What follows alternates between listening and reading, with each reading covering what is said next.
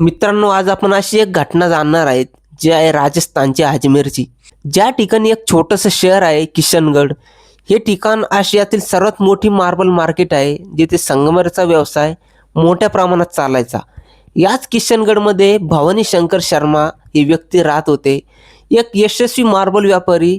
ते आपली पत्नीसोबत निधीसोबत राहत होते आणि वेगळ्या घरात आपल्या आईवडिलांकडे सुद्धा ते जात होते.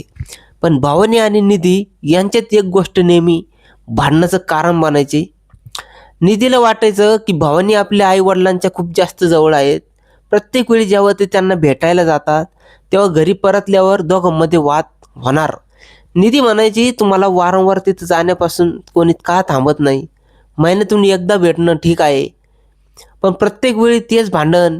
या सततच्या भांडणामुळे घरात नेहमीच एक हलकासा तणाव राहायचा. वातावरणात तरंगत असायचा.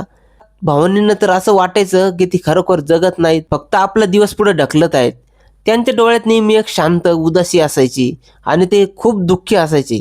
तरी सुद्धा सर्व भांडणानंतर सुद्धा एकमेकांवरील त्यांचं प्रेम काही संपलं नव्हतं. ते अजून सुद्धा एकमेकांची काळजी करत होते. आता 4 मे 2003च्या सकाळबद्दल बोलूया.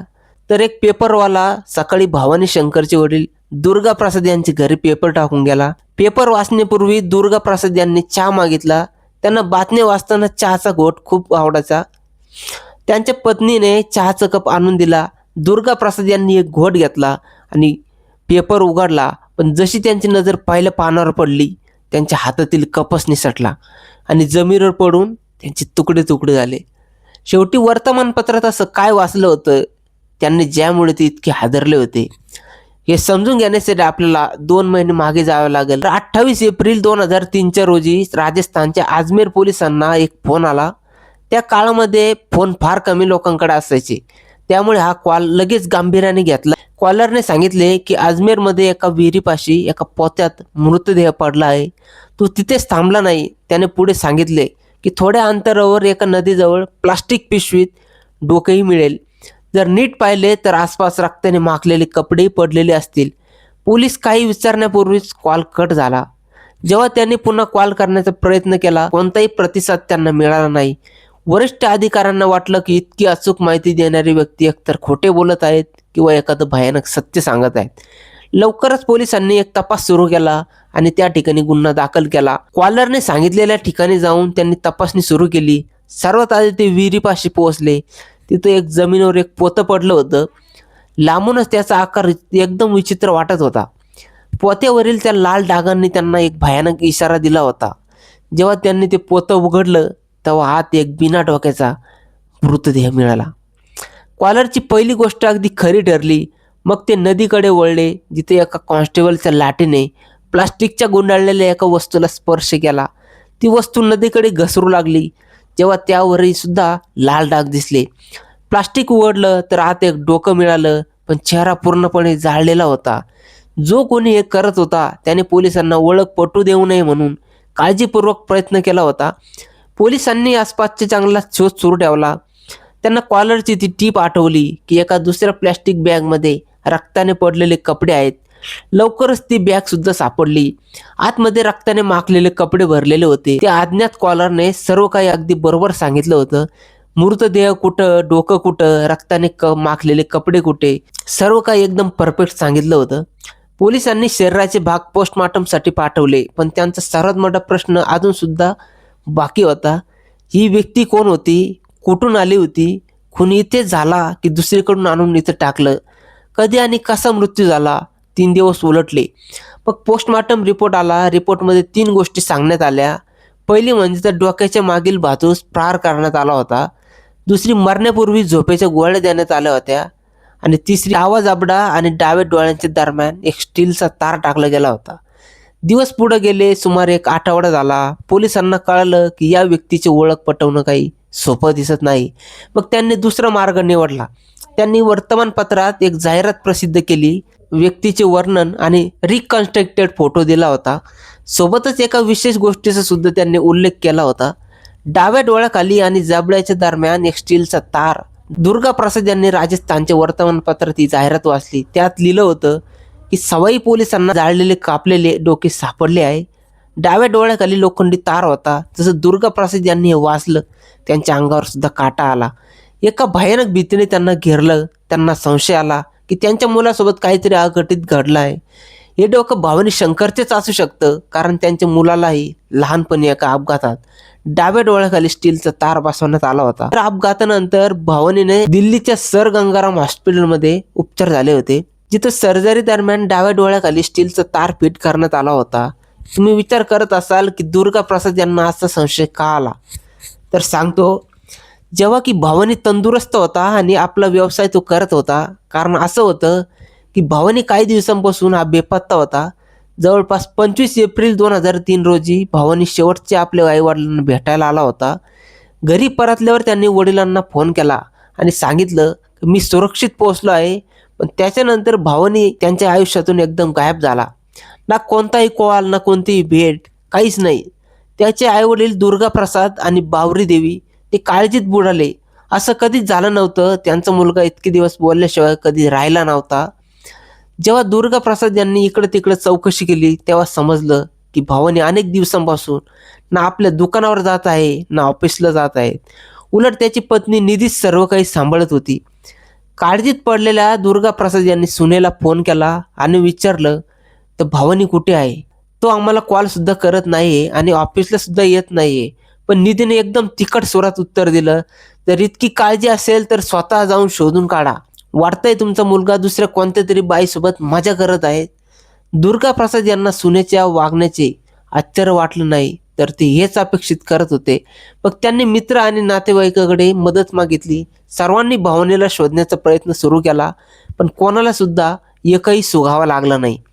निधी शर्मा, जिला कदाचित माहिती असावं की तो कुठे आहे, ती गप्पच राहिली होती. याचा अर्थ असा नव्हता की ती त्याला शोधत नव्हती. ती शोधत होती, पण तिला आपल्या सासरच्या लोकांची मदत घ्यायची नव्हती. 4 मे 2003 रोजी पेपर वाचल्यानंतर दुर्गा प्रसाद यांनी लगेच आपल्या 3 मुलांना, जावयांना आणि सून निधी शर्माला फोन केला आणि सांगितलं की त्यांनी आत्ताच काय वाचलं आहे. सर्वजण घाईघाईने दुर्गा प्रसाद यांच्या घरी पोहोचले. सर्वांची हृदय एकदम धडधड करत होती, चिंतेने भरलेली होती. दुर्गा प्रसाद आधी निधी शर्माच्या घरी थांबले. जेव्हा पूर्ण कुटुंब पोलीस स्टेशनला पोहोचलं, तेव्हा दुर्गा प्रसाद यांनी अधिकाऱ्यांना सांगितलं की त्यांच्या मुलाच्या भवानी शर्माच्या बेपत्ता असण्याची 8 दिवसांपासूनच तक्रार आहे. त्यांनी पेपरमधील बातमीबद्दल बोललं आणि मुलांच्या डोळ्याखाली मिळालेल्या एका स्टीलच्या ताराचा त्यांनी उल्लेख केला होता. मग त्यांनी मृतदेह पाहण्याची विनंती केली. पोलिसांनी सांगितलं तर मृतदेह पूर्णपणे सडला होता. या कारणामुळे आम्ही सर्व रीतिरिवाजानुसार त्यांचा अंत्यसंस्कार केला आहे. हे ऐकून दुर्गा प्रसाद यांची चिंता अधिकच वाढली. आता ते कसा विश्वास ठेवणार की तो मृतदेह खरोखरच त्यांच्या मुलाचाच आहे. सर्व नातेवाईक सुद्धा शांत उभे होते. त्यांचे घसे सुद्धा कोरडे पडले होते आणि मनातून एक प्रार्थना करत होते की हा भवानी नसावा. दुसरीकडे भवानीची पत्नी निधी पोलीस स्टेशनमध्ये उभी होती. एकदम शांत आणि संयमित दिसत होती. तिच्या चेहऱ्यावर कोणताही भाव नव्हता. ती फक्त गप्प राहून सर्वांना बघत होती. मनातून ती विचार करत होती की तो कुठेतरी असेल, मेला तर असू शकत नाही, तो परत येईल. पोलीस अधिकाऱ्याने सांगितलं, जर तुमची इच्छा असेल तर गुन्ह्याच्या ठिकाणाहून मिळालेले सामान पाहून घ्या. यावरून कदाचित तुमची ओळख पटेल, हेच तुमच्या मुलाचं आहे की नाही. जेव्हा अधिकाऱ्यांनी रक्ताने माखलेला शर्ट, प्लॅस्टिक बॅग आणि बॅकपॅक दाखवला जो तिथे मिळाला होता, तेव्हा दुर्गा प्रसाद यांनी त्यांना लगेच ओळखलं. हे सर्व त्यांच्या मुलाचंच होतं. हे सत्य जसं त्यांच्या काळजाला भिडलं. भवानी शंकरची पत्नी, त्याची मुले आणि आई वडील तिथेच ढसाढसा रडू लागले. भवानी शंकरची जी पत्नी निधी शर्मा, हिने रडत रडत पोलिसांना सांगितलं की हे सामान खरोखर तिच्या पतीचंच आहे. याच्यानंतर पोलिसांनी भवानी शंकर सोबत झालेल्या शोकांतिकेचे कारण जाणून घेण्यासाठी सखोल तपास सुरू केला. त्यांनी कुटुंबातील प्रत्येक सदस्याची एक एक करून चौकशी केली. भवानी शंकरला आधी काही वैयक्तिक समस्या होत्या का, त्यांचे काही शत्रू होते का, त्यांच्या जुन्या अपघातात काही झालं होतं का, कुठे झाला होता, या सर्वांच्या माध्यमातून पोलिसांनी त्याच्याबद्दलची प्रत्येक छोटी मोठी माहिती गोळा केली. पण अधिकाऱ्यांना एक महत्वाची गोष्ट माहीत होती. जरी कुटुंब म्हणत असलं की मृत व्यक्ती भवानी शंकरच आहे, पण ठोस तांत्रिक किंवा शारीरिक पुराव्याशिवाय कोर्टात हे सिद्ध करणं जवळपास अशक्य होतं. म्हणूनच पोलिसांनी भवानी शंकरचे वडील दुर्गा प्रसाद यांच्याकडे मोर्चा वळवला. पुढचे मोठं पाऊल उचलण्यासाठी त्यांना सविस्तर विचारलं की स्टीलचं तार भावनेच्या शरीरात कुठे लावला होता, कोणत्या हॉस्पिटलमध्ये ते ऑपरेशन झालं होतं आणि कोणी केलं होतं. तर लगेच पोलिसांनी दिल्लीचे डॉक्टर शिवशंकर शाह यांच्याशी संपर्क साधला आणि सर्व विचारलं. तर डॉक्टरांनी उत्तर दिलं की त्यांनी राजस्थानमध्ये असं फक्त 3 ऑपरेशन्स केले आहेत. ते अशाच केसेसमध्ये रुग्णाकडे जाऊन ऑपरेशन करतात. पोलिसांनी मग डॉक्टरांकडे त्या 3 लोकांचा तपशील मागितला. जेव्हा पोलिसांनी लिस्ट पाहिली तेव्हा भवानी शंकर शर्माचे नाव तिथं आलं. त्यामुळे मृत्यूच्या क्षणापासून ते कुटुंबाच्या ओळखीपर्यंत सर्व काही स्पष्टपणे भवानी शंकरकडेच इशारा करत होतं. तरी सुद्धा सर्वांच्या मनात एक मोठा प्रश्न शिल्लक होता. भवानी शंकरची इतक्या क्रूर आणि इतक्या भयानक पद्धतीने हत्या का झाली असेल. आता पोलिसांना याचं उत्तर शोधायचं होतं. याच्यासाठी त्यांनी भवानी शंकरच्या आयुष्याची आणि त्याच्या बॅकग्राऊंडची बारीक पडताळणी सुरू केली. भवानी शंकर किशनगडमध्ये एक मोठा मार्बलचा व्यवसाय चालवत होता. तो राजस्थानच्या जयपूरपासून सुमारे 120 किलोमीटर अंतरावर होता. आशियामधील सर्वात मोठ्या मार्बल मार्केटमध्ये तो होता. थेट चौकशी दरम्यान पोलिसांना समजलं की लग्नानंतर भवानी शंकर आपल्या पत्नी आणि मुलांसोबत वेगळ्या घरात राहू लागले होते. ते कधी कधी आपल्या आई वडिलांना आर्थिक मदत करत होते. याच्यावरून कधी कधी त्यांच्या पत्नीशी छोटी मोठी त्यांची भांडणं होत होते. ती कधी कधी विचारायची की आई वडिलांना पैसे का पाठवता, पण ही भांडणे कधी गंभीर झाली नाहीत. या छोट्या भांडणानंतर सुद्धा पती पत्नी एकमेकांची काळजी घेत होते. ते समजूतदारपणाने राहत होते. ही माहिती पोलीस तपासादरम्यान समोर आली आहे. सुरुवातीला पोलिसांना एकदम संशय आला. भवानी शंकरची पत्नी निधी शर्मा हिच्यावर मृत्यूपूर्वी भवानी शंकर आणि निधीच्या भावामध्ये अनेक वेळा भांडणं सुद्धा झाली होती. इतकंच काय तर गंभीर वाद सुद्धा झाले होते. याच कारणामुळे पोलिसांनी निधीला लवकरच ताब्यात घेतलं आणि तिच्या भावाला सुद्धा चौकशीसाठी बोलावलं. चौकशी दरम्यान दोघे सुद्धा वारंवार सांगत राहिले की त्यांना काहीच माहीत नाही. जेव्हा पोलिसांनी निधीच्या भावावर दबाव टाकला आणि 3rd डिग्री टॉर्चरची धमकी दिली, तेव्हा भावाच्या भीतीने निधी म्हणाली की ती सर्व काही सांगेल. निधीने मग पोलिसांना सांगितलं की मीच माझ्या पतीचा हत्येचा कट रचला होता आणि ती हत्या मीच केली. जेव्हा पोलिसांनी का आणि कसं केलं असं विचारलं तेव्हा निधी शर्माने एक असा गुपित उघडलं ज्याचा पोलिसांना अजिबात अंदाज आला नव्हता. आधी तिने सांगितलं की प्लॅनिंग अशी सुरू होती. भवानी शंकर कार ड्रायव्हर अशोक अजूनही कारच्या फायनान्सचे हप्ते भरत होता. जेव्हा निधी शर्माला हे कळलं तेव्हा ती अशोककडे गेली आणि म्हणाली, मी सर्व पेपर्स आणि पेमेंट सांभाळेन, तुला काहीच भरावे लागणार नाही, वरून एक्स्ट्रा पैसे सुद्धा मी देईन, पण बदल्यात एक काम कर, भवानी शंकरला मारण्यात माझी मदत कर, मी तुला भरपूर पैसे देईन, तू आयुष्यभरासाठी सेट होशील. तिने गोड बोलून आणि वासनांनी त्याला पटवून घेतलं. त्याच प्लॅननुसार मृतदेह मिळवण्याच्या 3 दिवस आधी 26 एप्रिल 2003 रोजी सकाळी सुमारे 7:30 वाजता निधीने ज्यूसमध्ये गुंगीच्या गोळ्या मिसळल्या. भवानी शंकरने तो ज्यूस पिल्यानंतर तो सुस्त झाला आणि थोड्या वेळासाठी तो बेशुद्ध झाला. निधीने मग ड्रायव्हरला बोलावलं. त्यांनी कोपराने लोखंडी रॉडने शंकरच्या डोक्यावर आणि मानेवर जोरदार वार केले, पण तो लगेच मेला नाही. तो खूप वेळा शुद्धीवर आला. तेव्हा त्यांनी पुन्हा कोपराने मारले. हे पाहून निधी रागाने भरली. ती किचनकडे धावली, एक मोठी सुरी उचलली आणि एका झटक्यात भवानी शंकरचा गळा चिरून टाकला. रक्त वाहू लागलं तेव्हा त्यांनी डोके एका मोठ्या पोत्यात टाकले, मग शरीराभोवती पोते घट्ट बांधले. याच्यानंतर त्यांनी भवानी शंकरचा मृतदेह वरच्या मजल्यावरून डायरेक्ट खाली ओढला. त्यांचा प्लॅन होता आधी त्याला जाळणं आणि मग तुकडे करणं. याच प्लॅनसह ते रात्री सुमारे 2 वाजता निघाले. आधी तर वाटलं जंगलात नेऊन सोडून द्यावं, मग वाटलं जवळच पुरून टाकावं. डोकं उचलून घेऊन जात होते, पण तितक्यात त्यांना पोलिसांच्या सायरनचा आवाज आला. घाबरून ते मृतदेह गाडीत न टाकताच पळून गेले. ड्राईव्ह करताना त्यांना जवळच एक विहीर मिळाली, तर पोतं तिथंच फेकून दिलं. दोघे मग पळाले आणि घरी पोहोचून घर व्यवस्थित स्वच्छ केलं. हत्येची सर्व शस्त्र आणि रक्ताने माखलेल्या बाटल्या एका ठिकाणी पुरून टाकल्या.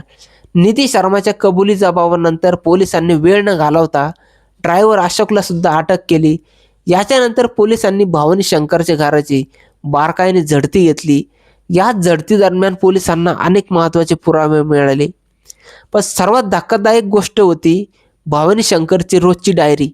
डायरीच्या पान क्रमांक 134 वर भवानीने आपल्या मृत्यूच्या सुमारे 1 वर्ष आधी 15 मे 2002ची एक गोष्ट लिहिली होती. त्यानं लिहिलं होतं की त्याची पत्नी निधीने त्याला घटस्फोटाची धमकी दिली होती. त्यानं स्पष्ट शब्दात सांगितलं होतं की निधी त्याला मानसिक आणि भावनिकरित्या कसं प्रताडित करायची. अनेकदा ती त्याच्या मर्जीविरुद्ध घर सोडून निघून जायची. भावनेनं लिहिलं होतं की तो आतून पूर्णपणे तुटला होता आणि स्वतःला हातबल समजत होता. एका ठिकाणी त्याने लिहिलं, आता माझ्याकडे कोणताही मार्ग उरलेला नाही. चांगलं होईल की आपण कोर्टात जाऊन घटस्फोटासाठी अर्ज करूया. डायरीमध्ये हे देखील नोंदवलं होतं की तो आपल्या पत्नीला कोर्ट बंद होण्याच्या अगदी 1 तास आधी घेऊन गेला होता, कारण त्याला माहीत होतं की कोर्ट 1 वाजता बंद होतं. त्यानं लिहिलं की निधी खूप रागात होती आणि यानंतर तो वकिलाला भेटणार होता. भावनेची डायरी त्याच्या रोजच्या आयुष्याचा आरसा होता. अनेक पानावर त्याने भीती व्यक्त केली होती की त्याची पत्नी त्याच्या जेवणात एखादं गुंगीचं औषध किंवा विष सुद्धा मिसळू शकते. काही पानावर अश्रूंचे डाग सुद्धा होते. ते त्याच्या मनातील वेदना सांगत होते. हे स्पष्ट दिसत होतं की तो हे सर्व यासाठी लिहित होता कारण तो पत्नीची क्रूरता सहन करू शकत नव्हता, पण मुलामुळे तिला सोडू सुद्धा शकत नव्हता. कोर्टात सुनावणी दरम्यान निधी शर्मा आणि तिचा सहकारी ड्रायव्हर अशोक विरुद्ध सर्व पुरावे पूर्णपणे सिद्ध झाले होते. कोर्टात सुनावणी दरम्यान निधी शर्मा आणि तपासात हे समोर आलं की ड्रायव्हर अशोक यांच्यात गुप्त संबंध होते आणि दोघांना सोबत राहायचे होते.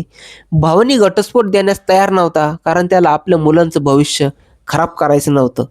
याच गोष्टीने निधीला अधिक रागाला आणलं. चौकशीत निधीने दावा केला की भवानी बॉम्बे आणि दिल्लीच्या रेड लाईट भागात जात होता आणि त्याचे अनेक महिलांशी संबंध सुद्धा होते.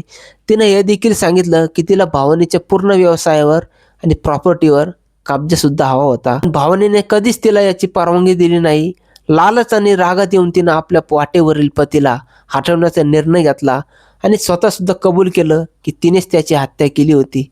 जेलमधून 21 वर्षानंतर बाहेर आल्यानंतर निधीच्या अडचणी संपल्या नाहीत. तिची दोन्ही मुले जी आजी आजोबांसोबत राहत होती हे कळल्यानंतर की त्यांच्या आईनेच त्यांच्या वडिलांची हत्या केली होती, तिला भेटायला सुद्धा ते तयार झाले नव्हते. पण निधीचे प्रयत्न तरी थांबले नाहीत. ती प्रेमासाठी नाही तर त्या प्रॉपर्टीसाठी लढतच होती. भावनेच्या मृत्यूनंतर सर्व संपत्ती त्याच्या मुलाच्या नावे झाली होती आणि निधीला ती परत मिळवायची होती. तर कोर्टात दावा केला की मुले अल्पवयीन आहेत आणि प्रॉपर्टी सांभाळू शकत नाहीत, म्हणून संपत्ती तिला देण्यात यावी. कोर्टाने तिचा अर्ज फेटाळून लावला. असं असून सुद्धा निधीने हार मानली नव्हती आणि एकामागून एक केसेस ती करत राहिली त्या संपत्तीसाठी जिच्यासाठी तिने आपल्याच पतीचा जीव घेतला होता. मित्रांनो, ही घटना आपल्याला शिकवते की प्रेम आणि विश्वासांच्या भिंती कधी कधी लालच आणि रागाच्या आगीत जाळून राख होतात. भवानी शर्माचे आयुष्य एका यशस्वी व्यापाऱ्यासारखे वाटत होते, पण घरातीलच लपलेल्या कटांनी सर्व काही त्याला उद्ध्वस्त केलं. निधीच्या क्रूरतेने केवळ एक कुटुंब तोडलं नाही तर 2 निष्पाप मुलांना कायमचं अनाथ केलं. आज ही ती मुले आईच्या प्रेमाशिवाय मोठी होत आहेत आणि न्यायाच्या पुस्तकात ही केस एक काळा अध्याय बनली आहेत. पण लक्षात ठेवा, प्रत्येक नात्यात प्रामाणिकपणा आणि संवाद हीच ती गुरुकिल्ली आहे जी दरवाजे बंद होण्यापूर्वी उघडू शकते. जर तुमच्या आयुष्यात सुद्धा असे तणावपूर्ण कथा असतील तर गप्प बसू नका, मदत मागा, कारण वेळेवर बोललेला एक शब्द कोणाचा तरी जीव वाचू शकतो. जर ही स्टोरी तुम्हाला स्पर्श करून गेली असेल तर कमेंटमध्ये नक्की सांगा की तुम्हाला सर्वात जास्त काय वाटलं, निधीचा लोभ की भवानीची उदासी. व्हिडिओला लाईक करा, शेअर करा, जेणेकरून इतर लोक सुद्धा सावध राहतील आणि आपल्या चॅनलला सबस्क्राईब करायला विसरू नका.